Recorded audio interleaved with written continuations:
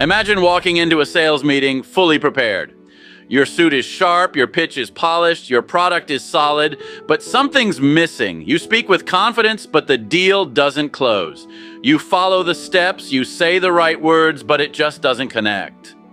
Why? It's not because you lack talent. It's not because the customer wasn't interested.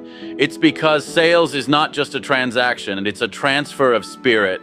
What's often missing in sales today isn't technique. It's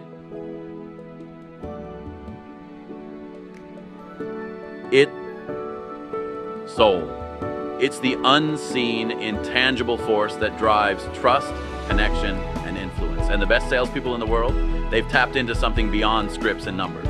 They understand the spiritual factors in sales, principles that work not just because they're smart, but because they're rooted in truth. The first of these spiritual forces is belief. If you don't believe in what you're selling, no amount of persuasion will ever carry weight. You can memorize 100 closing techniques, but if your spirit isn't behind your words, people will feel it. The truth is, belief sells more than benefits. Customers can sense when someone is aligned with their product. They can feel that authenticity. They don't just hear your words, they hear your conviction. Belief is magnetic. You can't fake it and you can't borrow it. You've got to build it. So ask yourself, is this something I would buy myself?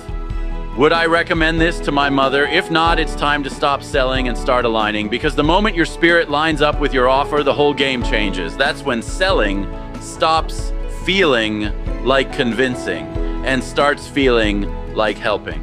The second spiritual factor is service. Not the kind that's written in a mission statement, but the kind that shows up in every conversation. You know the kind of salesperson people never forget. The one who made them feel seen. The one who listened more than they spoke. The one who wasn't chasing a commission, but chasing a solution. That's spiritual selling. That's the shift from ego to impact. If you walk into a sales call thinking, how can I make money off this person? You've already lost. But if you walk in thinking, how can I serve them in a way that changes their life? Then you've already won, and whether they buy or not. Service is not a strategy, it's a way of being. It's the understanding that when you serve, you don't lose, you multiply.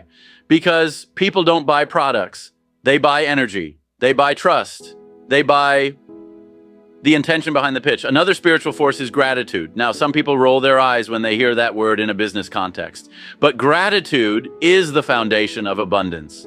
A salesperson who is grateful for the opportunity to serve will always outperform the one who's chasing the next deal out of desperation. Gratitude shifts your posture. It makes you approachable, open, and calm. When you're thankful for the client before they even say yes, they feel it. When you're thankful for your team, your company, your product, it shows. Gratitude turns pressure into peace. And peace closes more deals than pressure ever will. Because when you're grateful, you're not trying to prove something. You're simply sharing something you believe in with joy. And that joy, it's contagious. Now let's talk about integrity. Integrity is the soul of your brand. You might make a few quick bucks by bending the truth, over-promising, or playing clever games, but you won't build a legacy. You won't build repeat business. You won't build trust. And in today's world, trust is more valuable than attention. When you sell with integrity, even your no's have power. Even when the prospect walks away, they leave with respect. And more often than not, they come back. Because integrity always circles back around. It plants seeds you don't even see. You never know who's watching. You never know which moment of honesty leads to your next big break. There's also faith, not just in a religious sense, but faith in the unseen, faith in the process, faith that every call, every presentation, every rejection is part of the bigger picture. Sales is emotional. You get rejected, you get ghosted, you pour your heart into a pitch and hear silence in return. But the top performers don't just have skill, they have spiritual resilience. They believe that what they're doing matters. They believe that every no brings them closer to a yes. Faith says, I will keep showing up even when the outcome is uncertain. And that attitude becomes your energy. People are drawn to someone who stands strong in the unknown, someone who doesn't break under pressure, someone who radiates quiet confidence, no matter the result. Faith doesn't guarantee the sale, it guarantees your consistency. Another spiritual principle in sales is love. Now, before you think that's too soft for business, think again. The strongest force in the universe is love. When you love your product, your customer, your craft, it transforms everything. Love makes you patient. Love makes you persistent. Love makes you human in a world full of automation. And here's the truth. People crave real connection.